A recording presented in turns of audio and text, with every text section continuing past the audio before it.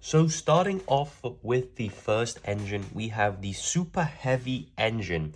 Now I'm sure you guys have heard, if you are seasoned Yu-Gi-Oh players, about this engine, but since this video is aimed at new players, I'm going to be explaining what the engines do, the amount of space they take in the main deck, and the pros and cons of running each engine. So with the super heavy samurai engine, it is around 8 cards in the main deck. These are the 2 bricks. Bricks meaning cards that you don't want to open in your hand.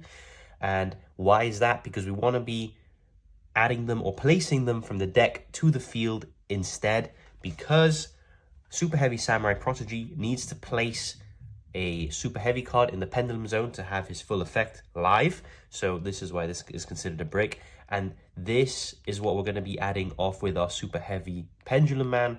We're going to be adding the bike, and then we don't want to be opening the bike because that is one potential less card we have in our hand. So these are the 2 bricks, and these are the consistency cards. So what does this engine actually do? Well, this engine is a fantastic engine, and I'm going to be running you through the basic combos. It's going to be mostly either with the prodigy or the bike. Now, what does the bike do? You can pitch the bike from your hand to the graveyard, and it's going to grab you the prodigy. In some lines, opening this card is better because it's a level 2 tuner in your graveyard that you can then reborn. So just keep that in mind. But the main point of interaction in the deck is your super heavy samurai Wakaushi. What you're going to do, you're going to pendulum scale him in the pendulum zones. You're going to use his effect.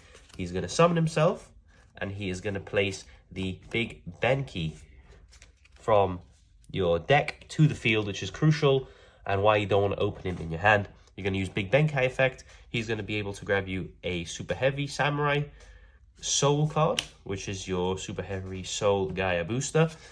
So when he's in your hand, you can, from your hand, activate the effect, target super heavy samurai monster you control, which is your prodigy. You're going to be able to just equip him to it, and then use the second effect to just summon himself. So through the cost of 1 card in your hand, which replaced itself in the Wakaushi, you now have 2 level 4s, one of them being a tuner. That's going to allow you to go into Synchro or Xyz plays, even potentially Link plays, if that is something that you guys prefer instead. And a cool combo that I've seen a lot of people do, shout out to Mark if you're watching this video, is you overlay these 2 level 4s, and you actually make your Spriggan's Merrymaker. Why Merrymaker? Just for the fact that he's a name that's valid for your gigantic champion Sargas. Sargas on summon is going to be able to grab you your Therion King Regulus.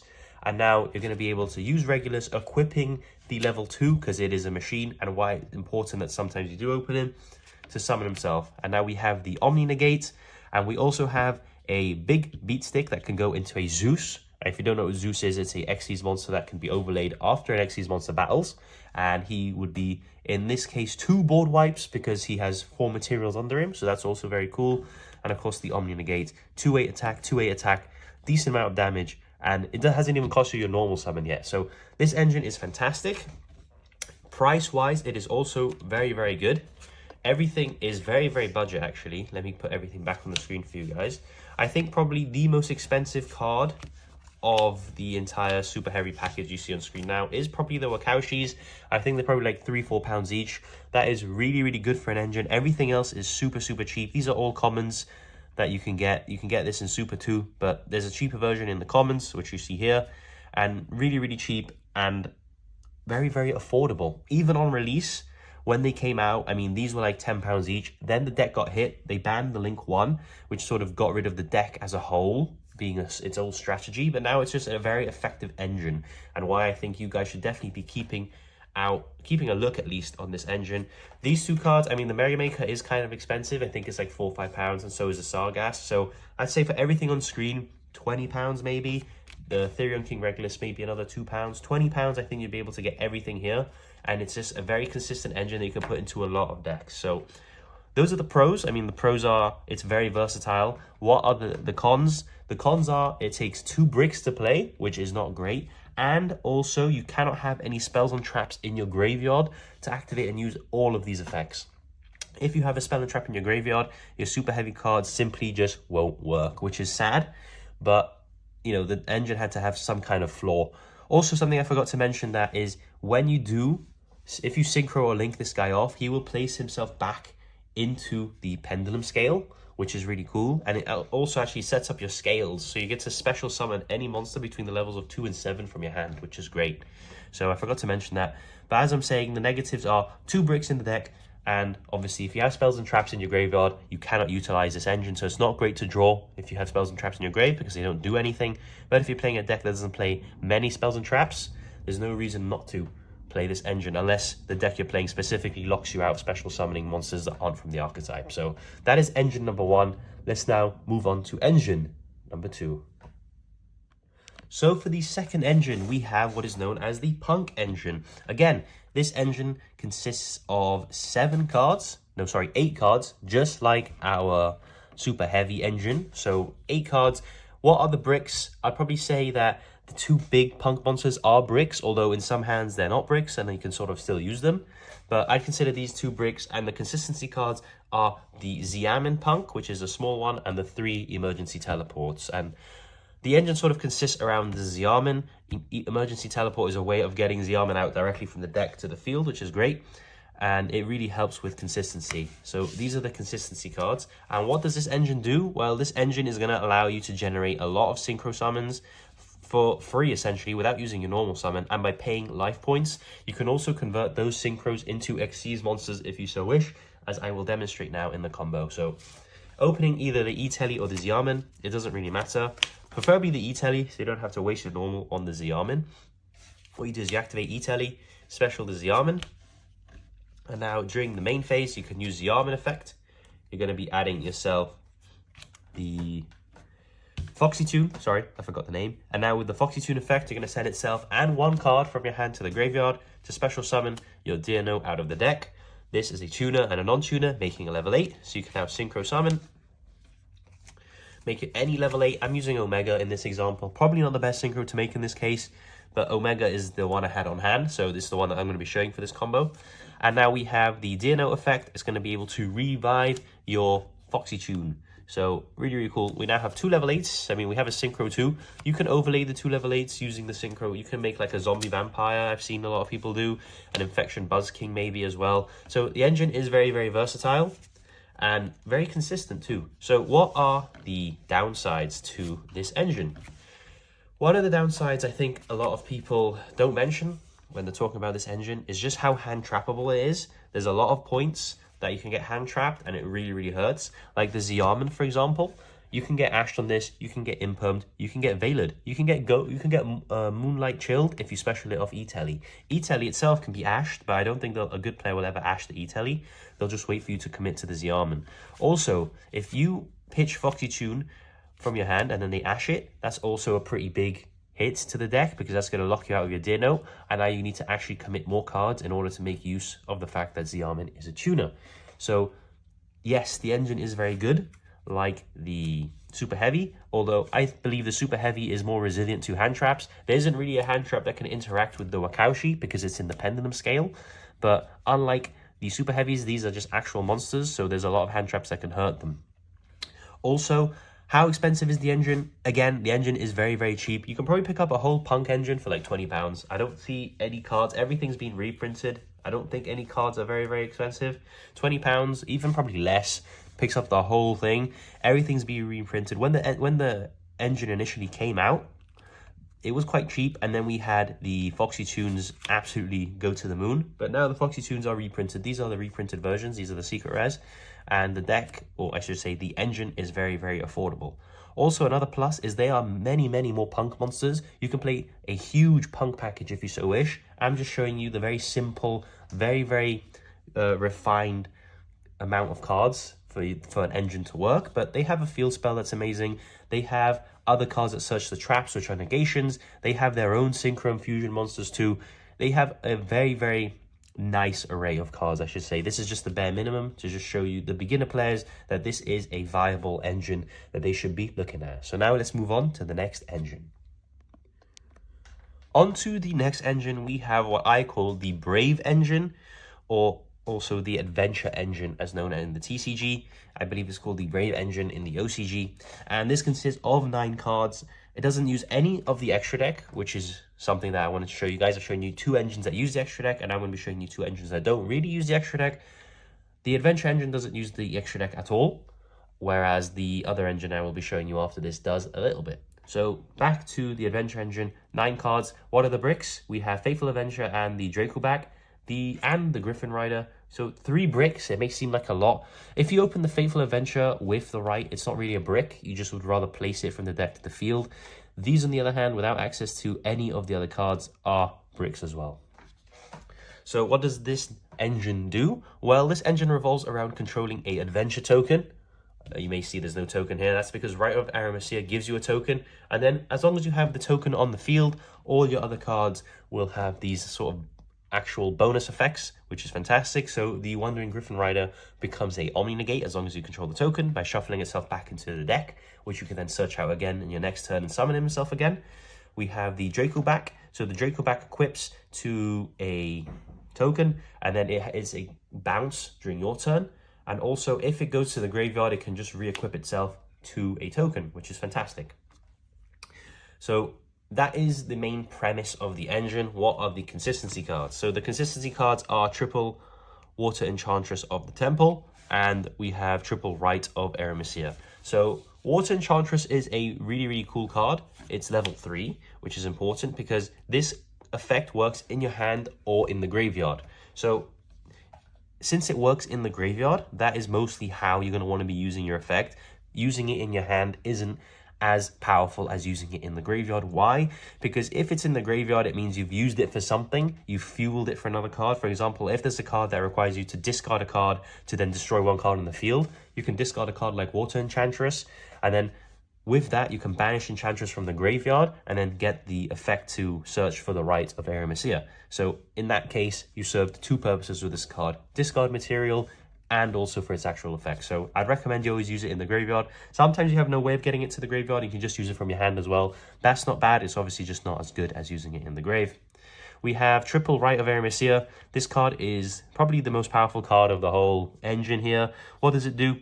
Well, if you don't control an adventure token, you're going to be able to just special summon an adventure token. And also, if you do not control Faithful Adventure, which is the other continuous spell, you're going to be able to place it from the deck to the field, which is fantastic.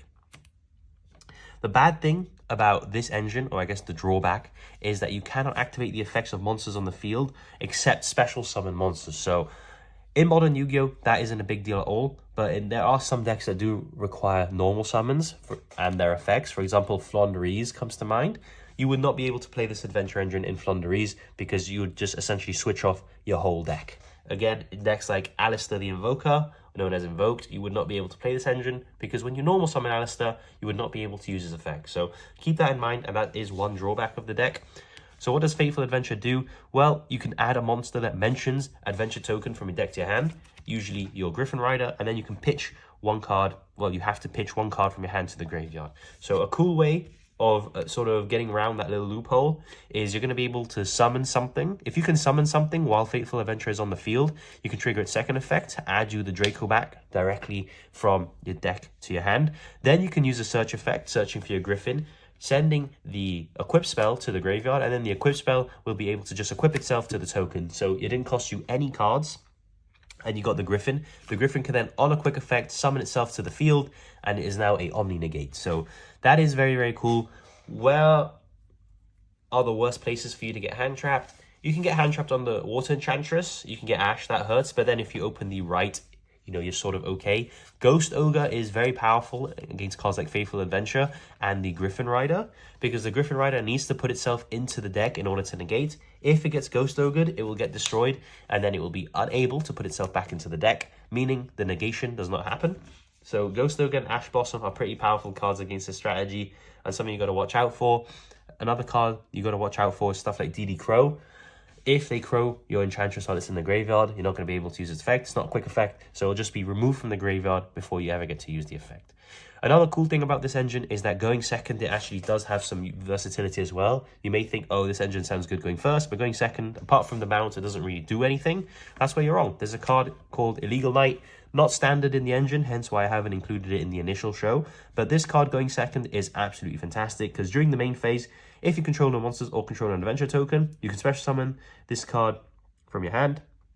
If you control an adventure token, you can target up to 2 cards your opponent controls and return those targets to the hand, and that's on a quick effect. So you can actually summon this going second and then force more bounces, which is a really, really good form of removal as well. So that is it for this engine. Price-wise, this is probably the most expensive engine I'm going to be showing. I think you can probably get the whole engine for around £30, which is amazing considering when it came out, it was around £300. So the reprints have done absolute wonders for this engine. It's not seeing play right now, so there's no chances of this getting hit on the ban list anymore. When it initially came out, there were a few people calling for this, some of this parts of this engine to get hit, but not anymore. It's not seeing much play and it is very, very cheap for what it does provide. So let's move on now to the final engine. So for the last engine, I'm going to be showing you guys the Dogmatica engine. Now this is a engine that requires 7 main deck spots and a couple extra deck spots, despite the fact that it is never going to be summoning those monsters. I'll get to that in a moment. So what are the main cards of the strategy? It is, of course, the Dogmatica Ecclesia and the triple of the Nadir Servant. You can arguably play more Ecclesias. You can play 2 or 3. I've seen builds that do that. It boosts the consistency. I'm just showing you what I play. I always play 1 Ecclesia because Nadir Servant can grab from the graveyard as well. Now, what do these cards do? Well, Nadir Servant is going to be able to send monsters from your extra deck to the graveyard and then add Dogmatica monsters or Fallen of Albaz, which again, if you play a brand Dogmatica, for example, you have the extra versatility of being able to add Fallen of Albaz. But in most situations, if you're just playing one engine with Dogmaticas, you're not going to have the Fallen of Albaz. You're going to be able to just add any Dogmatica monster from your deck or graveyard to the hand that has attack less or equal to the sent monster, which is pretty important because Ecclesia is 1500. And then for the rest of the turn, after this card resolves, you cannot special summon monsters from the extra deck. So you may think that's a pretty heavy cost, but thanks to the wording on this card and the fact that it says rest of the turn instead of for the whole turn, the side effect, the drawback isn't actually really a drawback. What do I mean? Well, in a deck, for example, like Invoked, which plays the Dogmatica engine very, very well, you're going to normal summon Alistair, you're going to do all of your fusion plays, and then after you finish using cards from the extra deck, you then commit the Nadir Servant, which locks you out the extra deck for the rest of the turn. So if you're following what I'm saying is, if you just play the card at the end of your turn, the restriction from your extra deck isn't going to matter because you weren't going to use the extra deck anymore anyway. So that is a fantastic way to have that drawback. If it said the whole turn, the engine will be a lot worse than what it is. What are the other monsters you can add off the Ecclesia? Because the Ecclesia on summon is going to be able to just search you any Dogmatica card. It can also special summon itself if there's a monster from the extra decks on the field, which is fantastic and allows you to save that normal summon. Well, we can add our Dogmatica Maximus or Dogmatica Fleur-de-Lis or even our Dogmatica Punishment. So what does Maximus do? You can banish a Fusion Synchro Xyz or Link monster from your graveyard and special summon this card from your hand. If you use Nadir Servant, there will be one in the graveyard, so that's free off Maximus.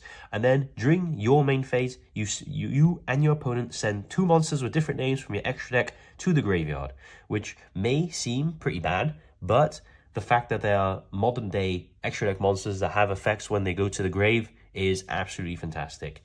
And that again locks you out of the extra deck for the rest of the turn. Big whoop.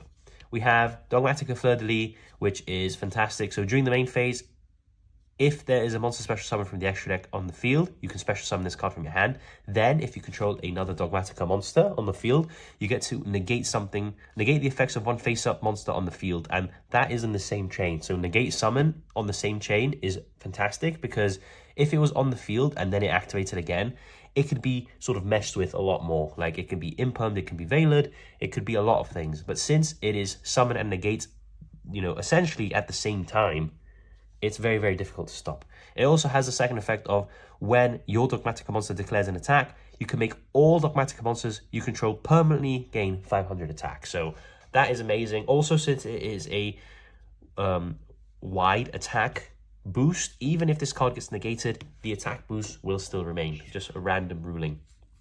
And we also have the Dogmatica Punishment, which is something you can search off the Ecclesia as well. And it has a beautiful QCR in Rarity Collection 1.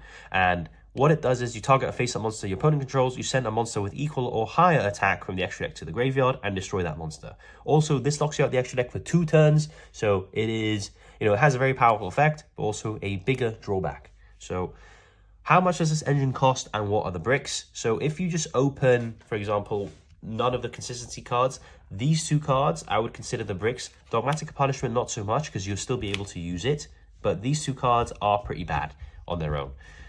What are the main points of interruption? Nadir's Servant definitely is going to be, an Ash Blossom is going to be thrown at it. A Ghost Spell can be thrown at it because it can pick up from the graveyard as well. Ecclesia, I don't see them interrupting too much, but it's an okay point of interaction if you have nothing else in your hand and they Ash Imperm Veiler it or even Ghost Mourner it, so very susceptible to hand drops as well.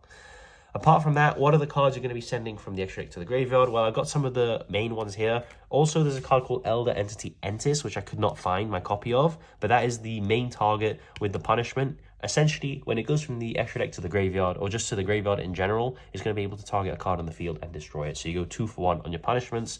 Your Nadir's Servants can blow up a card while adding you Ecclesia. Very versatile card. We have Garura, Wings of the Resonant Life, and Titanic Lad, the Ash Dragon. So before Rarity Collection 2, this card alone was like £20. I'm pretty sure now it is super, super cheap. So thank you, Rarity Collection 2, for making this engine extremely budget, even more budget than what it was before.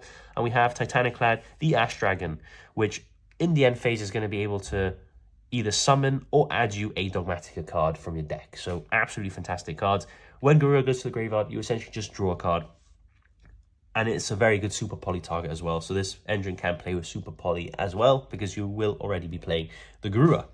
Price-wise, this engine is extremely cheap. I say probably £10–15 at the most. You're going to be able to get this engine. And this engine is just a very consistent engine that's going to be able to add a lot to your end board and essentially add you more cards from your deck to your hand. While the restriction of not being able to special summon from the extra deck is bad, if you use it at the end of the turn, it doesn't really matter anyway. So that is it for this video. I hope the new players have learned something or have become aware to more engines in Yu-Gi-Oh! I think the engines in Yu-Gi-Oh! Are a fantastic part of the game. I love mashing and mixing loads of different engines together and getting fantastic results. So if you are new around here, make sure you do leave a like, subscribe down below, leave a comment. What engine is your favorite? And I'll see you all in the next video. It's time!